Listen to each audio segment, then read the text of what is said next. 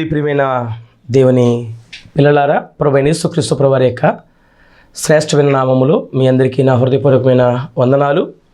దేవుడు మరొకసారి మీ ముందుటి విధముగా దేవుని వాక్యమును, ఆయన శ్రేష్టమైన సంగతులను పంచుకోవటానికి దేవుడు నాకు ఇచ్చిన గొప్ప సమయాన్ని బట్టి దేవాతి దేవునికి కృతజ్ఞతాస్తుతులు చెల్లిస్తున్నాను. క్రైస్తవ సహవాస ప్రార్థన మందిరం ఈ యొక్క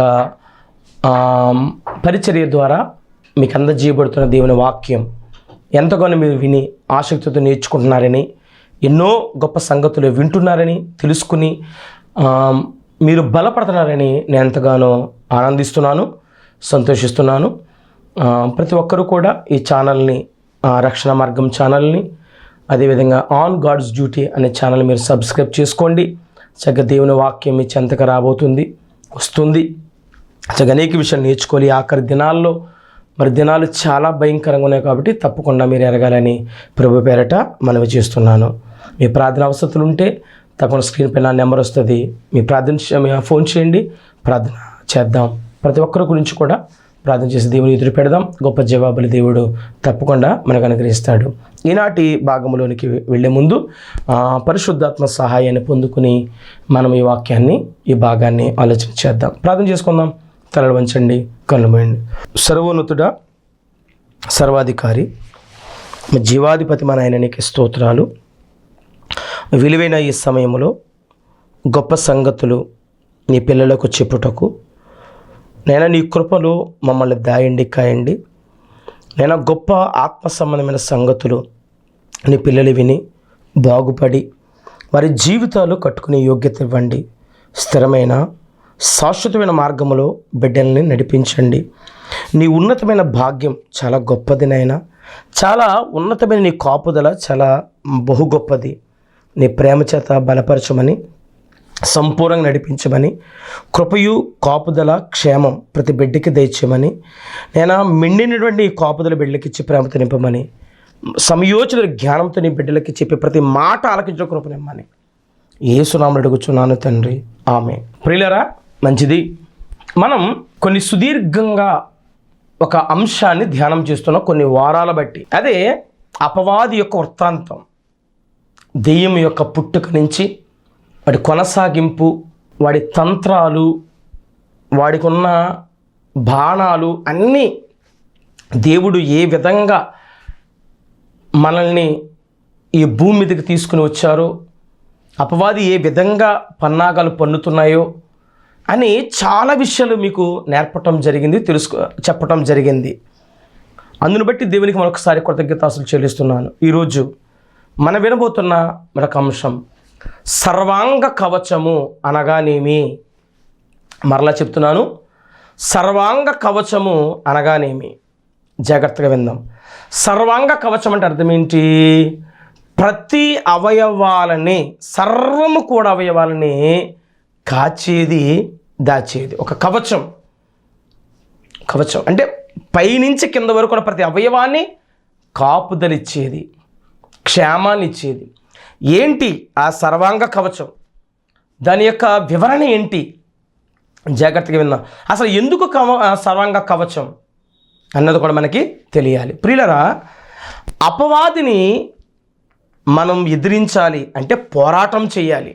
అపవాదితో, సాతానుతో ఆ పోరాటం ఉంది అని, తప్పకుండా పోరాటం ఇప్పుడే చెయ్యాలి అని, ప్రారంభం నుంచి జరుగుతూ వస్తుంది అని, ఇప్పుడు క్రైస్తవులుగా, క్రీస్తు పిల్లలుగా, క్రీస్తుకు పుట్టిన వారముగా, క్రీస్తు సైన్యముగా, క్రైస్తవులుగా మనకు ఒక యుద్ధం ఉందని అపవాదితో, అది ఇప్పుడే ఉందని, ఇప్పుడు చెయ్యాలి అని మనం చాలా జాగ్రత్తగా సుదీర్ఘంగా ఆలోచన చేసుకుంటూ వస్తున్నాం. ప్రతి వాక్య భాగ వివరణతో, సమయానుకూలంగా, సమయోచితంగా. రైట్. అయితే ఈ సర్వాంగ కవచం ఎందుకు అంటే, అపవాదిని జయించటానికి దేవుడు మానవులమైన, దేవుని పిల్లలమైన, పరిశుద్ధులమైన, దేవుని ప్రియులమైన మనకి ఇచ్చాడాయన. ఈ సర్వాంగ కవచం. ఈ సర్వాంగ కవచంతో అపవాదిని ఎదిరించాలి. మరి ఆ సర్వాంగ కవచం మనకి ఎప్పుడు ఇస్తాడైనా? ఒకసారి రండి, యాకోబు పత్రిక 4వ అధ్యాయము 7వ వచనం, కాబట్టి దేవునికి లోబడి ఉండి అపవాదిని ఎదిరించండి. దేవునికి లోబడితే అపవాదిని ఎదిరించగలం, అప్పుడు వాడు మీ యొద్ద నుండి పారిపోవును. ఎవరి దగ్గర రావాలంట? దేవుని యొద్దకు వస్తే, దేవునికి లోబడితే, అంటే దేవునికి లోబడిన వాడే కదా దేవుని యొద్దకు వస్తాడు. దేవుని యొద్దకు వస్తే, దేవునికి లోబడి ఉంటే అప్పుడు అపవాదిని ఎదిరించగలం. అపవాదిని ఎదిరించకపోతే అగ్నిగుండానికి వెళ్ళిపోతాం. అపవాదిని ఎదిరిస్తే గెలుస్తావు, యుద్ధములో దేవుణ్ణి మహిమపరుస్తావు, పరలోక రాజ్యానికి వెళతాం. జయించిన వాడికే పరలోకం. మరలా చెప్తున్నాను, ఎవరైతే అపవాదిని జయిస్తారో వాళ్ళకు మాత్రమే పరలోకం. ప్రియమైన దేవుని సంగమా, వాడి తంత్రాలు, వాడి మంత్రాలు కాదు, మంత్రాలకి చింతకెళ్ళరాలు అని అడిగి తెలుసు, వాడి మంత్రాలు కాదు, తంత్రగుండివాడు. ఆ తంత్రాలని, వాడి పన్నాగం, వాడి కుయుక్తులన్నీ కూడా మనం తెలుసుకుని ఆయనకి జయించాలంటే దేవునికి లోబడాలి. దేవుడికి లోబడాలి. దేవునికి లోబడితే నీకు సర్వాంగ కవచం ధరించుకుంటావు. సర్వాంగ కవచం ఇస్తాడు ఆయన. ఏంటి ఆ సర్వాంగ కవచం అంటే? నిన్ను కాపాడుతాడు, నిన్ను సంరక్షిస్తాడు, నిన్ను పదే పదే నిన్ను వెన్నంటూ నడిపిస్తాడు. ఎక్కడ కూడా నీ పాదములకు రాయి తగలకుండా కాపాడుతాడు ఆయన. అదే సర్వాంగ కవచం. ఏంటి సర్వాంగ కవచం చూద్దాం. ఎఫెసీయులకు రాసిన పత్రిక పౌలు గారు ఈ సంఘానికి రాస్తూ ఒక చక్కని మాటలు మాట్లాడుతున్నాడు ఆయన. చూద్దాం. ఎఫెసీయులకు రాసిన పత్రిక 6వ అధ్యాయం 10 నుంచి చదువుకుందాం. ఒక్కొక్కటి జాగ్రత్తగా ఆలోచన చేద్దాం రండి. తుదకు ప్రభు యొక్క మహాశక్తిని బట్టి ఆయన యందు బలవంతులై ఉండండి. ఎవరి యందు? ఎప్పుడు బలవంతులు అవుతాం? ఆయన యుద్ధకు వస్తే. ఆయన్ని ఎవరైతే ఆశ్రయిస్తారో, ఎవరైతే లోబడతారో, ఎవరైతే అనేది విధేయతగా ఉంటారో, ఎవరైతే ఆయనకి ఇష్టపడతారో, ఆయన యుద్ధకు ఎవరైతే వస్తారో వారంటే దేవునికి ఇష్టం. దేవుడు అలాంటి వారిని కాపాడతాడంట. బలం పొందుకుంటామంట. ఆ బలం పొందుకుని ఏం చేస్తామంట? చూడండి, మీరు 11వ వచనం, అపవాది తంత్రములను, తంత్రాలు, మంత్రాలు కాదు, తంత్రములను ఎదిరించుటకు శక్తిమంతులగునట్లు. అంటే అపవాది తంత్రాలు ఉన్నాయి. ఏంటి ఆ తంత్రాలు? శరీరాశ, నేత్రాశ, జీవబడంబం. తెలుసు కదా? అంటే పాపం. ఈ పాపం వాడు చూపిస్తున్నప్పుడు, ఈ పాపం పైన ఆశ కల్పిస్తున్నప్పుడు దాన్ని ఎదురించుటకు మీరు శక్తివంతులగునట్లు దేవుడు ఇచ్చు, అబ్బా దేవుడే ఇస్తాడంట, దేవుడు ఇచ్చు సర్వాంగ కవచమును ధరించుకోండి. సర్వాంగ కవచం ఎందుకు? అపవాది తంత్రం ఎదిరించాలంటే దేవుడిచ్చే సర్వాంగ కవచం నీకు నాకు కావాలి. మనకి సర్వాంగ కవచం కావాలి. ఏంటా సర్వాంగ కవచము? ధరించుకోవాలంటే ఏం చేయాలంటే క్రీస్తుని ధరించుకోవాలి. సర్వాంగ కవచం ఏంటి? క్రీస్తుని ధరించుకోవాలి. గలతీయులకు రాసిన పత్రిక 3వ అధ్యాయము 27వ వచనం, క్రీస్తులోనికి బాప్తీసు పొందిన మీరందరూ క్రీస్తుని ధరించుకొని ఉన్నారు. అది సర్వాంగ కవచం. మనకి ఎప్పుడు వస్తుందంటే క్రీస్తుని ధరించుకుంటే. క్రీస్తుని ఎప్పుడు ధరించుకోగలవు? బాప్తీసం పొందితే. బాప్తీసం ఎప్పుడు పొందగలవు? మారు మనసు పొందితే. మారు మనసు ఎప్పుడు వస్తుంది? విశ్వాసం ఉంటే. విశ్వాసం ఎప్పుడు వస్తుంది? వాక్యం వింటే. మరి వాక్యం ఎప్పుడు వినాలి? ఆదివారం 8:30కి రక్షణ మార్గం ఛానల్లో లేదా యూట్యూబ్ ఛానల్ ఇప్పుడు పడితే ఇప్పుడు వినొచ్చు, ఆన్ గాడ్ స్టూడియో ద్వారా. వాక్యం వింటే విశ్వాసం వస్తుంది. విశ్వాసం వస్తే మారు మనసు వస్తుంది. మారు మనసు వస్తే బాప్తీసం పొందితే పరిశుద్ధాత్మ వరం వస్తుంది. ఆ పరిశుద్ధాత్మ వరం రావటమే క్రీస్తుని ధరించుకోవటం. క్రీస్తుని ధరించుకోవటం అంటే అర్థం ఏంటి?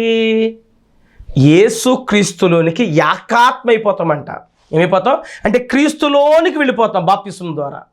దీని ద్వారా బాప్తీసం ఎప్పుడైతే పొందావో అప్పుడు యేసుక్రీస్తులోకి వెళ్ళిపోతావు.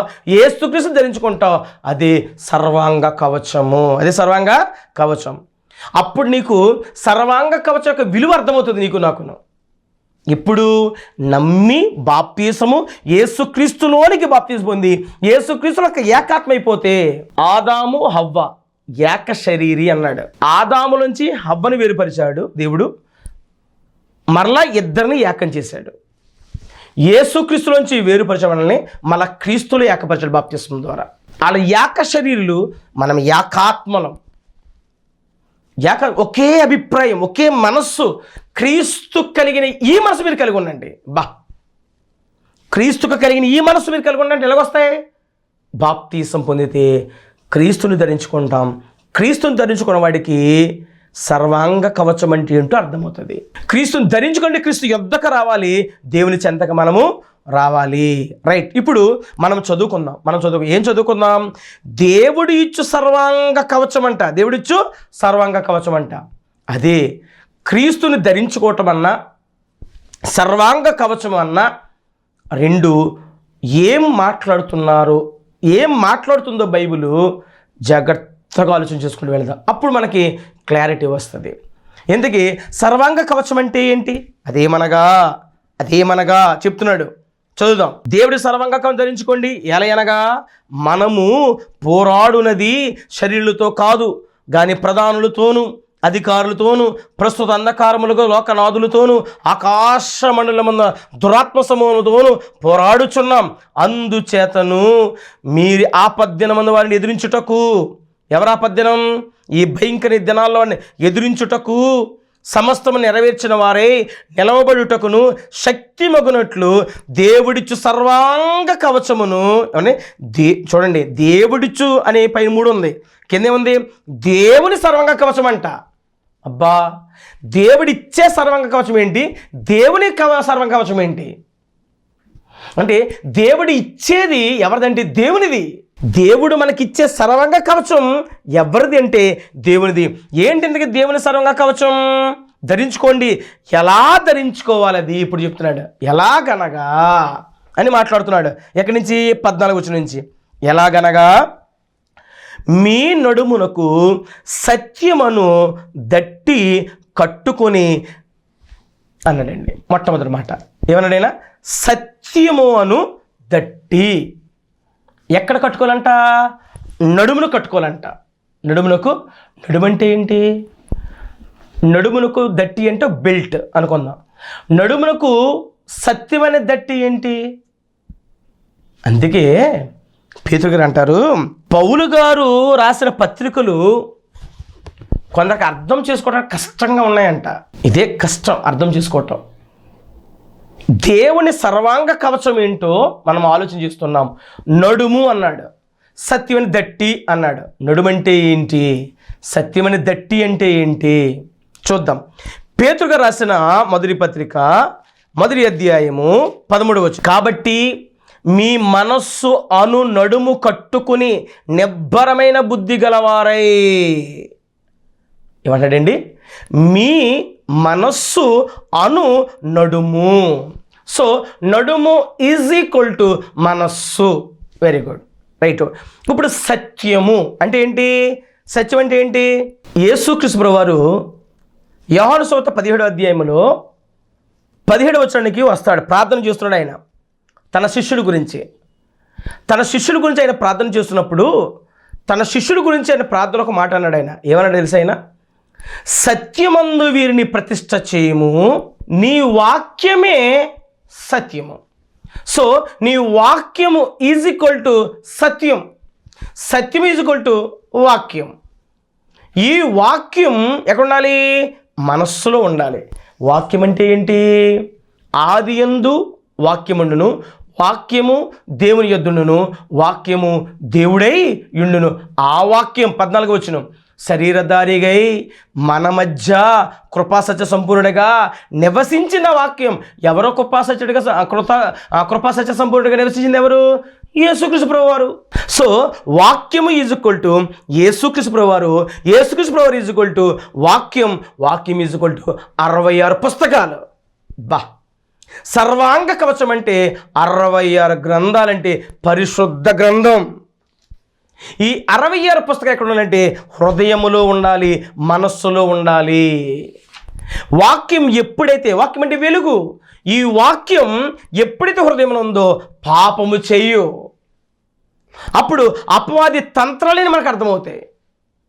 అపవాది తంత్రాలను అర్థమవుతాయి మనకి, వాడు చేసే మోసాలు అర్థమవుతాయి, వాడు తప్పిస్తున్న మార్గాలు అర్థమవుతాయి, ప్రతి ఒక్కటి మనకు అర్థమవుతుంది. చూసారా ప్రియమైన దేవుని సంగమా, ఎంత లింక్ ఉందో వాక్యానికి.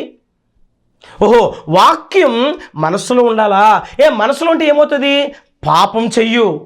119వ కీర్తన 11వ వచనం, 119వ కీర్తన 11వ వచనం చూద్దాం. 119:11, నీ ఎదుట ప్రభువా, నీ ఎదుట నేను పాపము చేయకున్నట్లు నా హృదయములో నీ వాక్యము ఉంచుకుని ఉన్నాను. యేసు ఉంచుకున్నాను నేను. ఓహో, యేసుక్రీస్తు అంటే సత్యము, సత్యం అంటే వాక్యం, వాక్యం అంటే 66 పుస్తకాలు. పాత నిబంధన 39 పుస్తకాలు, వాళ్ళు 27 పుస్తకాలు ప్లస్ 39 పుస్తకాలు, 66 పుస్తకాలు మనం. అంటే అర్థం ఏంటి? యేసుక్రీస్తు కలిగి ఉండటం. యేసుక్రీస్తు కలిగి ఉండటం అంటే అర్థం ఏంటంటే, వాక్యం అంటే అర్థం ఏంటంటే ఆయన మాట. ఆయన మాట వాక్కు, వాక్యం యేసు. యేసు క్రీస్తుపురం కలిగి ఉండటమే వాక్యం కలిగి ఉండటం. వాక్యం కలిగి ఉండటం అంటే ఆయన మాటను మనము విని నేర్చుకోవటం. ఎప్పుడైతే ఆయన మాట మన ఎదుట ఉందో మన పాపం చేయలేం, పాపము చేయలేం. కాబట్టి వాక్యం ఎక్కడ ఉండాలి? మన హృదయంలో ఉండాలి. హృదయం అనే ఈ మందసములో వాక్యం ఉండాలి. అలాగుంటే సత్యానికి స్తంభం క్రీస్తు, క్రైస్తవుడు, సంఘం. సత్యానికి స్తంభం యేసుక్రీస్తు ప్రభువారు. యేసుక్రీస్తు ప్రభువారు వచ్చింది క్రైస్తవులు. క్రైస్తవులు కూడి ఉన్నదే సంఘం. ఆ సంఘం సత్యానికి స్తంభం అన్నాడండి పౌలు గారు. తిమోతికి రాసిన మొదటి పత్రిక 3వ అధ్యాయం 15వ వచనం, అయినను నేను ఆలస్యం చేసిన యెడల దేవుని మందిరములో అనగా జీవమగల దేవుని సంఘములో జనులు ఎలాగ ప్రవర్తించవలెనో అది నీకు తెలియవలెను. ఈ సంగతులను మీకు రాయిచున్నాను. ఆ సంఘం సత్యమునకు స్తంభమును ఆధారమునై ఉన్నది. సంఘం అంటే మనమే. సంఘం అంటే క్రైస్తవులే, క్రీస్తుకు చెందిన వారే. క్రీస్తు సత్యవంతుడు. అందుకే సత్యంను గూర్చి సాక్ష్యం చెప్పుటకు వచ్చి ఉన్నాను నేను. నేనే సత్యం, నేనే జీవం, నేనే మార్గం. ఎంత గొప్ప మాటలండి. కాబట్టి ప్రియమైన దేవుని సంగమా, క్రైస్తవుడు ఎప్పుడు కూడా వాక్యం అబద్ధం చెప్పకూడదు. అబద్ధం చెబితే క్రైస్తవుడు కాదు, క్రైస్తవుడు కాదు. అందుకే విన్న వాక్యం ఎక్కడ ఉండాలి? హృదయములో ఉండాలి. హృదయములో ఉండాలి. చాలా జాగ్రత్త కలిగి ఉండాలంటండి, చాలా జాగ్రత్తగా. హెబ్రీయుల పత్రిక 2వ అధ్యాయము 1వ వచనం, కావున మనము వినిన సంగతులైన వాక్యం, వినిన సంగతులను విడిచిపెట్టి కొట్టుకొని పోకున్నట్లు. అలాగే కొట్టుకుపోయారు. చెప్పిన వాక్యం వినకుండా ఉండడం వల్ల కొట్టుకుపోయారు వాళ్ళు. మళ్ళా పరిస్థితి వస్తుంది రేపొద్దుట.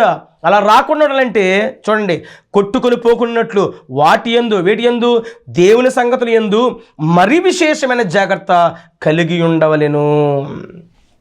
ఎంత జాగ్రత్త అండి? జాగ్రత్త, బహు జాగ్రత్త, విశేషమైన జాగ్రత్త. దేని విషయంలో? వాక్య విషయంలో. వాక్య విషయంలో మనం జాగ్రత్త కలిగి ఉండాలి. మన దగ్గర వాక్యం జాగ్రత్తగా ఉంటుందా? ఎప్పుడు ఉంటుంది?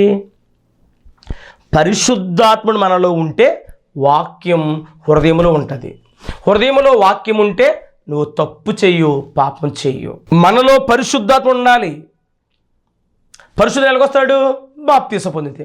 బాప్తీసం ఎప్పుడు పొందగలం? మరలా మారుమనసు పొందాలి. మారుమనసు పొంది ఎప్పుడు పొందగలం? విశ్వాసం ఉంది. విశ్వాసం ఎప్పుడు వస్తుంది? వాక్యం వింటే. వాక్యం ఎప్పుడు వినగలం? దేవుని చెంతకు వస్తే, దేవుని యొద్దకు వస్తే. చూసారండి, దేవుని యొద్దకు వస్తే. అపవాది ఒక్క మాట చెప్పాడు కానీ ఈ మధ్య ఎంత ప్రాసెస్ ఉంది. ఈ ప్రాసెస్ అంతా మనం ఏం చేయాలంటే తప్పకుండా ఫాలో అవ్వాలి. తిమోతికి రాసిన 2వ పత్రిక 1వ అధ్యాయం 14వ వచనం, నీకు అప్పగింపబడిన మంచి పదార్థం అంటే వాక్యం, మంచి పదార్థం వాక్యం మనలో నివసించు పరిశుద్ధాత్మ వలన కాపాడుము. మనలో పరిశుద్ధాత్ముడు ఉంటే మనం చదివిన వాక్యం, వినిన వాక్యం హృదయములో ఉంటుంది. హృదయములో ఉంటే ఎప్పుడు ఏ బాణం వేసినా దానికి వెంటనే జవాబు చెప్పగలవు, దాన్ని ఎదిరించగలవు, దాన్ని నిలదొక్కగలవు, నిలబడగలవు. విశేషమైన జాగ్రత్త కలిగి ఉండాలి. పరిశుద్ధాత్ముడు ఎందుకు ఉండాలి? పరిశుద్ధం లేకపోతే వాక్యం దగ్గర ఉండదు, ఎత్తుకుపోతాడు వెంటనే వాడు. అదే మార్కు సువార్త మనం 4:15 చూస్తాం. సాతాను వెంటనే ఎత్తుకుపోతాడంట. ఎందుకు ఎత్తుకుపోతాడు? ఇది శక్తి కలిగిన వాక్యం. ఈ శక్తి కలిగిన వాక్యం నీ దగ్గర ఉంటే నీ ఆత్మ రక్షింపబడుతుంది. నీ ఆత్మ నువ్వు రక్షింపబడకూడదని వాడు నీ దగ్గర వాక్యం ఉండనివాడు. అందుకే యాకోబు పత్రిక 1:21 అంటాడు, సమస్త కల్మషమును మాని విర్రవీగుచున్న దుష్టత్వం మాని మీ లోపల నాటబడి శక్తి కలిగిన వాక్యం, మీ ఆత్మ రక్షించే శక్తి కలిగిన వాక్యాన్ని సాత్వికంతో అంగీకరించండి. అంటే మన ఆత్మ రక్షించే ఈ శక్తి కలిగిన వాక్యాన్ని మనం విడిచిపెడితే మన ఆత్మ రక్షింపబడదు. అది అపవాదికి తెలుసు. కాబట్టి వాక్యం విననివ్వడు, మనల్ని వాక్యం మన దగ్గర ఉండనివ్వడు. మందిరం దాకా రాణిస్తాడు, శుభ్రంగా మందులు కూర్చోబెడతాడు, నిద్రపుచ్చుతాడు అనమాట. వాక్యం వింటే నువ్వు బాగుపడిపోతావు, పరలోక రాజ్యానికి వెళతావు. వెళ్ళనివ్వకు నిన్ను ఆపుతూ ఉంటాడు వాడు. కాబట్టి వాక్యం నీ దగ్గర ఉంటే తప్పకుండా వస్తాడు అపవాది. ఆ వాక్యం వచ్చినప్పుడు ఆ వాక్యం ఎత్తుకుని వెళ్ళిపోకుండా ఉండాలంటే మనలో పరిశుద్ధాత్ముడు ఉంటే వాడు వెళ్ళిపోతాడు. వాడిని ఎదిరించగలం మనం. అప్పుడు వాడు దూరం అయిపోతాడు. పరిశుద్ధం ఇవ్వడం నేర్చుకోండి, పరిశుద్ధాత్ముడికి ఇవ్వడం నేర్చుకోండి. కాబట్టి దేవుని వాక్యం ఎవరికి ఇవ్వాలంటే పరిశుద్ధాత్మ చేతిలో పెట్టండి. ఎలా వస్తాడైనా? నువ్వు బాప్తిస్మము పొందితే అప్పుడు పరిశుద్ధాత్మ లోపల ఉంటాడు. ఆయన వాక్యం వినిన వాక్యం అంతా నీలో భద్రపరుస్తాడు. నువ్వు ఏ తప్పు చేయకుండా కాపుదలిస్తాడు. అపవాదిపతి తంత్రాన్ని అప్పుడు ఎదిరించగలం. ఇది మొట్టమొదటి సత్యం అంటే వాక్యం అంటే యేసుక్రీస్తు ప్రభువారు. క్రీస్తుని ధరించుకోవటం అన్నా సర్వంగా కవచమన్నా ఒక్కటే, అదే వాక్యం. 2 నీతి అను మైమరపు, అదే కదా అక్కడ ఉంది, చూద్దాం. సత్యమ దట్టు కట్టుకుని నీతి అని మైమరపు తొడుక్కుని. నీతి అని మైమరపు. నీతి అంటే ఏంటి? సరిగ్గా నడవడం. సరిగ్గా ఎలా నడవగలవు? సరియైన మార్గంలో నడవాలి. సరియైన మార్గంలో నడవడం, సరిగ్గా నడవడం. సరియైన మార్గంలో నడవాలంటే, సరిగ్గా నడవాలంటే ఎలా పాసిబుల్ అవుతుంది? ఈ లోకములో సరైన మార్గం ఒకటి, ప్రభు అయిన యేసుక్రీస్తు ప్రభువారి మార్గం. అందుకే నీతి అంటే యేసుక్రీస్తు ప్రభువారు. కొరింథీయులకు రాసిన మొదటి పత్రిక 1వ అధ్యాయం 31వ వచనం ఉంటుంది. ఆయన మనకి విమోచకుడు, ఆయన దేవుని జ్ఞానం, ఆయన మనకి నీతి. మనకు ఆయనే విమోచకుడు, మనకు ఆయనే నీతి, మనకు ఆయనే జ్ఞానం. ఎవరు? యేసుక్రీస్తు ప్రభువారు. నీతి ఈజ్ ఈక్వల్ టు యేసుక్రీస్తు ప్రభువారు. ఆ యేసుక్రీస్తు ప్రభువారిని కలిగి ఉండటమే నీతి. ఆయన కలిగి ఉండటం అర్థం ఏంటి? ఆయన మాట కలిగి ఉండటం. ఆయన మాట అంటే ఏంటి? వాక్యం అంటే ఆజ్ఞలు, ప్రేమ. ఆ ప్రేమను కలిగి ఉండటం నీతి. ఆజ్ఞలు పాటించడం నీతి. ఆజ్ఞలు ఎవరివి? దేవునివి. దేవుని మాట వినడమే నీతి. 3వది పాదములకు సమాధాన సువార్త వలన సిద్ధ మనస్సును జోడు తొడుగుకొని నిలవబడండి. సువార్త వలనైన సిద్ధ మనసు ఉండాలంట. సువార్త అంటే వాక్యమే. 27 పుస్తకాల సువార్త.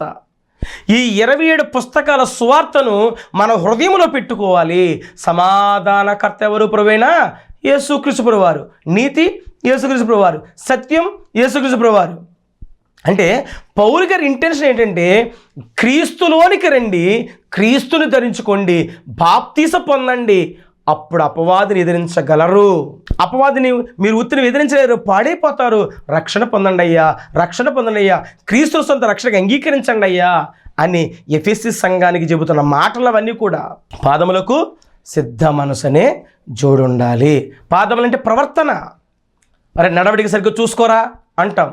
అంటే పాదముల నడవడిక అంటే పోల్చి చెప్తూ ఉంటాం మనం. ప్రవర్తన పాదాల కంటే మన ప్రవర్తన సరిగ్గా ఉండాలంటే వాక్యం మన దగ్గర ఉండాలి. నీ వాక్యం నా పాదములకు దీపం అంటే అర్థం ఏంటి? నా త్రోవకి వెలుగంటే ఏంటి అర్థం? టార్చ్ లైటేనా నీ వెళ్ళే దారిలోకి? నీ నడవడిక, నీ నడవడిక 2 నేర్పేదే దేవుని వాక్యం. సో వాక్యం అంటే మరలా యేసుక్రీస్తు ప్రభువారే. నీతి, సమాధానం, సత్యం యేసుక్రీస్తు ప్రభువారు. తర్వాత విశ్వాసమైన డాల్ అంట.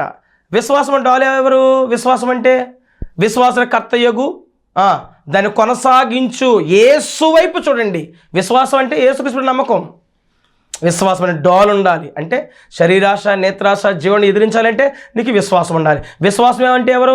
అదృశ్యని దేవుడు. ఎవరైనా ప్రభువైన యేసుక్రీస్తు ప్రభువుని కలిగి ఉండటమే విశ్వాసం. ఆయన నమ్మడం, ఆయన్ని నమ్మడం. 5వది రక్షణ అను శిరస్త్రాణం అంట. 17వ వచనం, మరియు రక్షణ శిరస్త్రాణం. రక్షణ శిరస్త్రాణం అంటే అభిషేకం. అభిషేకం అంటే పరిశుద్ధాత్ముడు. అంటే పరిశుద్ధాత్ముడు మన నింపబడటమే రక్షణ, అభిషేకం. బాప్తిసములో క్రైస్తవుడు రాజు. క్రైస్తవులు అంటే ఎవరండి? రాజులేని యాజక సమూహం. ఇదిగో మీరు చీకటిలోని తన ఆశ్చర్యకర వెలుగులోనికి మిమ్మల్ని పిలిచిన వాడిని గుణాతిశయం ప్రచురించి నిమిత్తం మీరు రాజులేని యాజక సమూహం, ఏర్పరచబడిన వంశం, పరిశుద్ధమైన జనం, దేవుని సొత్తైన ప్రజలు. పేతురు రాసిన మొదటి పత్రిక 2:9 మాట్లాడుతున్న ప్రియులారా. కాబట్టి ప్రియమైన దేవుని సంగమా, రాజులు మనం రాజుని అభిషేకం పొందాం, అందుకు రాజు అయ్యాం. అభిషేకం అంటే పరిశుద్ధాత్మ పొందుకుని, ఎప్పుడు? బాప్తిసం ద్వారా. అదే రక్షణ శస్త్రానం, అభిషేకం. సో రాజుగా యేసుక్రీస్తు రాజు, రాజులకు రాజు, మనం రాజులుగా ఎంచాడు ఆయన. కాబట్టి రక్షణ ఉండాలంటే ఎవరు? యేసుక్రీస్తు ప్రభువారే. విశ్వాసం యేసుక్రీస్తు ప్రభువారే. ఆత్మఖడ్గం. నెక్స్ట్ ఆత్మఖడ్గం అంటే వాక్యం. 66 పుస్తకాలు. తిమోతికి రాసిన 2వ పత్రిక 2వ అధ్యాయము చూడండి మాట చూద్దాం. తిమోతికి రాసిన 2వ పత్రిక 2వ అధ్యాయం 4-5 వచనాలు. సైనికుడు ఎవడను యుద్ధమునకు పోవునప్పుడు తను దండులో చేర్చుకున్న వాడిని సంతోషపెట్టవని జీవన వ్యాపారంలో చిక్కుకున్నాడు. ఓకే. మరియు జట్టి అయిన వాడు పోరాడినప్పుడు నియమం ప్రకారం పోరాడుకుంటే వానికి కిరీటము దొరకదు. అంటే నియమం ప్రకారం పోరాడాలంట పోరాటం చేసేవాడు. నియమం అంటే ఏంటి? వాక్యం. క్రొత్త నిబంధన, ఆత్మీయ ఖడ్గం, అదే సర్వాంగ కవచం ప్రభువైన యేసుక్రీస్తు ప్రభువారు. నియమం అంటే యాకోబు రాసిన పత్రిక 1వ అధ్యాయం 25వ వచనం. యాకోబు 1వ అధ్యాయము 25వ వచనం చూడండి. అయితే స్వాతంత్రం ఇచ్చి సంపూర్ణమైన నియమములు తేరి చూచి నిలకడగా ఉండేవాడెవడో వాడు విని మరుచువాడు కాక క్రియను చేయవాడి ఉండి తన క్రియలో ధనుడైపోతాడు. నియమం అంటే స్వతంత్రం ఇచ్చే నియమం. అదే ఏంటి అంటే సర్వాంగ కవచం. నియమం అంటే వాక్యము. కాబట్టి మన మీద నేరము మోపటానికి అపవాది ఎల్లప్పుడూ ఎదురు చూస్తున్నాడు. వాడి నిందలను, అపవాదులను మనం ఎదిరించాలంటే మన దగ్గర సర్వాంగ కవచం ఉండాలి. సర్వాంగ కవచం అంటే దేవుని పరిశుద్ధ గ్రంథం. ఈ గ్రంథాన్ని చేత పట్టుకోండి, వాక్యమంతా చదవండి, హృదయంలో పెట్టుకోండి, వాక్యం వినండి, నేర్చుకోండి. తప్పులేదు. నేర్చుకుంటే, క్రీస్తుని కలిగి ఉంటే తప్పకుండా వాక్యం మీకు వస్తుంది. అపవాదిని ఎదిరిస్తావు, పాపం చెయ్యు, పరిశుద్ధకుంటావు, పరలోక రాజ్యానికి వెళ్ళిపోతావు. కాబట్టి సత్యమన్నా, నీతి అన్నా, సమాధానకర్త అన్నా, విశ్వాసమన్నా, రక్షణ అన్నా, ఆత్మఖడ్గమన్నా ప్రభువైన యేసుక్రీస్తు ప్రభువారు. అలాంటి క్రీస్తుని కలిగి ఉండండి. అటువంటి క్రీస్తు రక్తంలో కడగబడండి, రక్షణ పొందండి. అటు కృప దేవుడు మీ అందరికీ అనుగ్రహించును గాక. ఆమేన్. ప్రార్థన చేసుకుందాం. తలలు వంచండి, కనులు మూయండి. పరిశుద్ధుడైన మా తండ్రి, మీకు స్తోత్రాలు. ఎన్నో విలువైన సంగతులు అపవాది పుట్టుక దగ్గర నుంచి వాడిని ఎలా జయించాలో మాకు నేర్పారు నాయన. కృపలో కాయండి, దాయండి, బలపరచండి. సంపూర్ణమైన కాపుదలు ఇచ్చారు. నేను ఈ పాటను ఇక్కడతో నువ్వు చక్కగా వివరించి ముగించినందుకు మీకు స్తోత్రాలు. ఇంకా నేను సమయానుకూలంగా వివరించాం. నీ పిల్లలు అర్థం చేసుకునే మనసునివ్వండి, జాగ్రత్త పడే కృపనివ్వండి. వాక్యాన్ని ప్రేమించే మనసునిచ్చే కృపతను ఖాయమని, దయమని మరొక వారం నూతనమైన అంశంతో నీ పిల్లల ముందుకు వచ్చే భాగ్యం మాకు అనుగ్రహిస్తారని క్రీస్తు నామమున అడిగి బ్రతిమలాడి వేడుకుంటున్నాను పరమ తండ్రి. ఆమేన్. మన తండ్రి అయిన దేవుని ప్రేమ, కుమారుడిని యేసుక్రీస్తు కృప, పరిశుద్ధాత్మక నిన్న సహవాస సమాధానం ఇప్పుడు ఎల్లప్పుడు సదాకాలం సకల పరిశుద్ధులకు మనకు తోడుగుండును గాక. ఆమేన్. అందరికీ వందనాలు. సమాధానం ఉండండి. God bless you all.